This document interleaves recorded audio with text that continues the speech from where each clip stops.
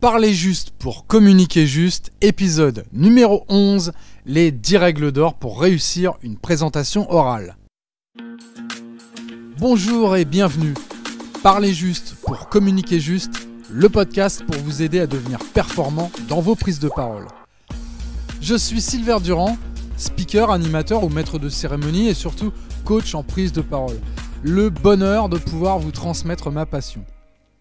Savoir prendre la parole, c'est inévitable et incontournable aujourd'hui. C'est pourquoi je vais, à travers ce podcast, vous partager mes expériences, mes outils pour maîtriser parfaitement l'art oratoire, être impactant, pour parler juste, pour communiquer juste. Être à l'aise à l'oral est rarement inné. C'est le fruit d'une préparation rigoureuse, de beaucoup d'entraînement et puis d'engagement réel de sa personne. Sans oublier qu'il faut observer des règles de base pour tenir et retenir l'attention de son auditoire. Avant de vous présenter les 10 règles d'or, je vais vous parler de Philippe Danchon. Ça ne vous dit rien ? Eh bien, il est expert comptable, doté d'un bon relationnel avec ses clients, il est capable de capter plutôt bien leur attention, il argumente et il négocie plutôt bien. Et alors, il est nettement moins à l'aise le jour où il devient président de son syndicat professionnel. Ouais, la fonction va le conduire à prendre régulièrement la parole devant plusieurs centaines de collègues. Alors au début, il n'arrivait pas à prononcer 2 phrases sans bredouiller. Il s'excusait presque de parler en public. Un jour, Philippe en a eu assez. Il a décidé d'apprendre. Après plusieurs séances avec un coach, il prend aujourd'hui plaisir à convaincre son auditoire et puis faire passer ses messages. Il a surtout appris à aller à l'essentiel, à respirer et à ne pas rester statique. S'entraîner avec un professionnel lui a fait donc prendre confiance, et même si l'appréhension est forcément toujours un petit peu là, forcément il a toujours un petit peu le trac. Mais parler en public, c'est aussi un acte de volonté. Philippe Danchon l'a très bien compris. Oui, parler en public demande un engagement à la fois physique et psychologique. C'est cet engagement qui va permettre de capter l'écoute et de convaincre. Cela procure ensuite un réel plaisir. Même si l'engagement ne suffit pas, être à l'aise en public est tout autant le fruit d'un travail, d'un apprentissage et de beaucoup d'entraînement. Ceux qui paraissent le plus naturels sont ceux qui ont le plus travaillé et ça, c'est incontestable. Comment faire ? Je vais donc vous donner les 10 règles d'or pour réussir une présentation orale. La première règle, c'est d'accorder autant d'importance à la forme qu'au fond. Beaucoup considèrent encore que c'est le fond qui est important, et puis la forme peut paraître plus accessoire. Pas du tout. C'est de l'alliance harmonieuse des deux que dépendra la réussite d'une intervention. Un discours brillant sur le papier peut très mal passer à l'oral. Les faits ne parlent pas d'eux-mêmes. Non, il est indispensable de mettre ces idées en scène pour qu'elles aient un maximum d'impact sur l'auditoire. Tout cela nécessite un gros travail en amont, un travail aussi bien sur le fond du discours, puis la répétition de son intervention pour maîtriser la forme, et puis le verrouillage de l'environnement matériel. Voilà les 3 points clés de cette intervention qui ne peut qu'être réussie. Deuxième règle d'or, posez-vous les bonnes questions. Que vous vous exprimiez devant un congrès de 400 personnes ou face à un jury d'appel d'offres, commencez par vous poser les bonnes questions. La première, à qui vous adressez-vous ? Quel état d'esprit est votre public ? Quelles sont ses attentes, ses motivations, ses craintes ? Et puis, quel est aussi son niveau d'information ?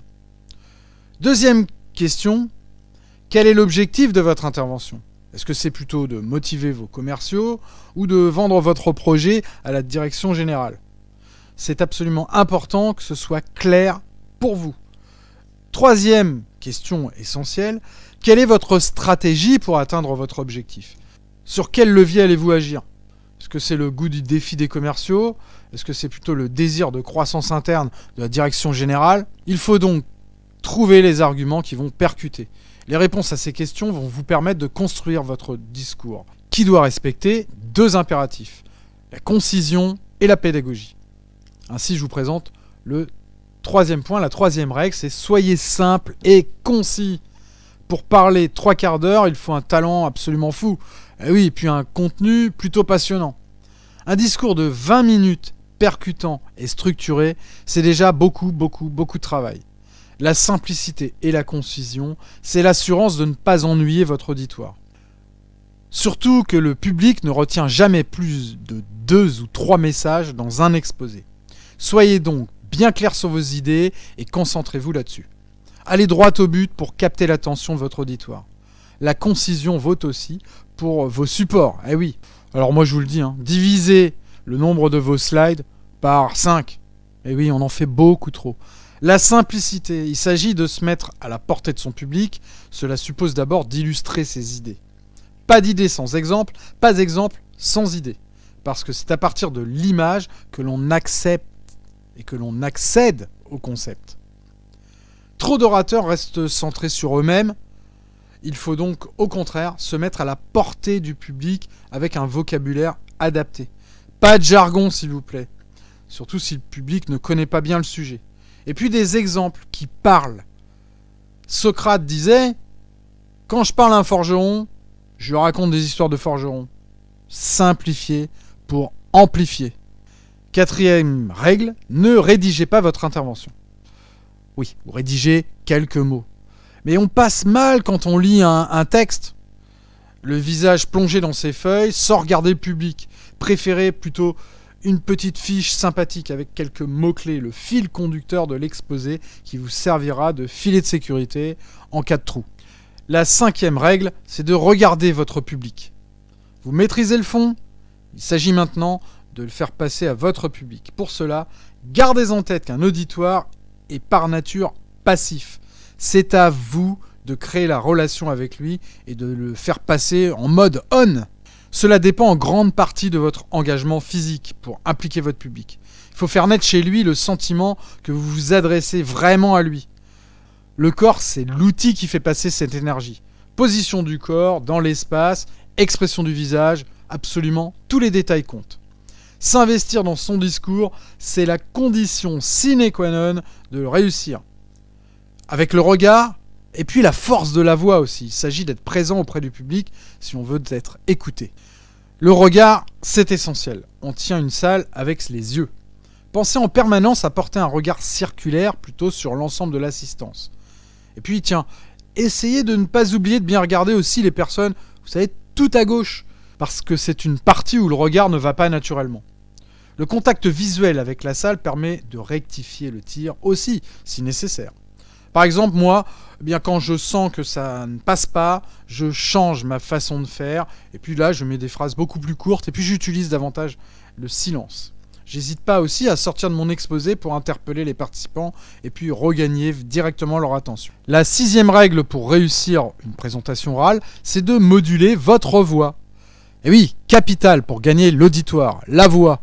On ne parle jamais assez fort, car votre perception du volume de votre voix, c'est toujours exagéré par rapport à ce que reçoit le public.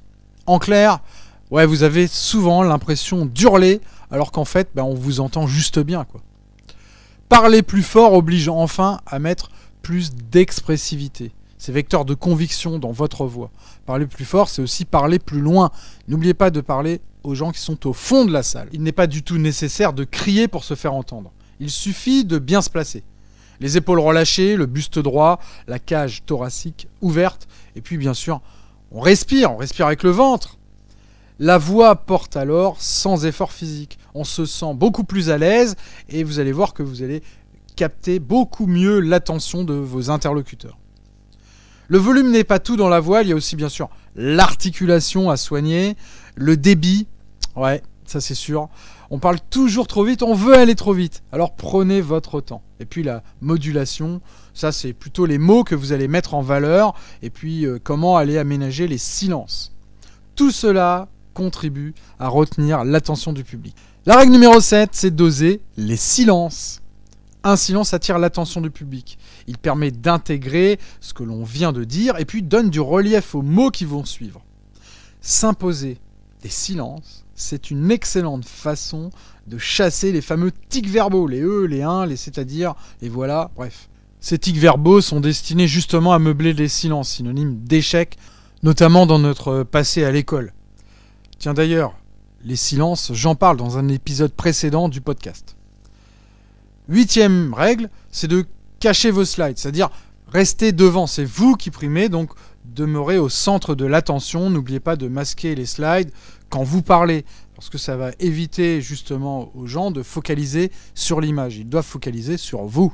Règle numéro 9, souriez. Le sourire aide. C'est une façon de montrer que vous êtes content d'être là et que vous vous exprimez devant votre public. Cela permet aussi d'être dans un état positif qui va vous aider à endosser votre rôle d'orateur. 10e et dernière règle, vérifiez votre matériel une dernière fois. Oui, ça semble une évidence, mais il faut mieux le rappeler quand même. Verrouillez les moindres détails dans votre prestation. Assurez-vous que tout fonctionne. Le PC, le micro, le vidéoprojecteur, le rétroprojecteur. Bref, veillez qu'il y ait aussi suffisamment de chaises, par exemple, dans la salle, puis qu'il fasse ni trop chaud ni trop froid. Et puis, si c'est possible, répétez votre discours dans la salle en condition. Ce sera un très bon moyen de vous préparer mentalement à ce qui va vous attendre, et puis vous allez absolument avoir tout à y gagner. Je viens de vous présenter les 10 règles d'or pour réussir une présentation orale. Je vais vous donner un petit truc en plus. Mettez-vous au centre de la scène. C'est vous la vedette. Alors c'est vrai que c'est justement ce qui va vous effrayer. Bien au contraire, plus vous vous mettrez en avant, plus vous capterez l'attention du public, et puis plus vous allez vous sentir à votre aise. Il ne faut pas y aller à moitié. Ben non, il faut donner maximum d'énergie, et puis c'est en se donnant que l'on gagne en confiance, et vous allez gagner en confiance en vous, et puis vous allez trouver du plaisir à l'exercice. Allez, je vous dis à très vite. Ciao, ciao.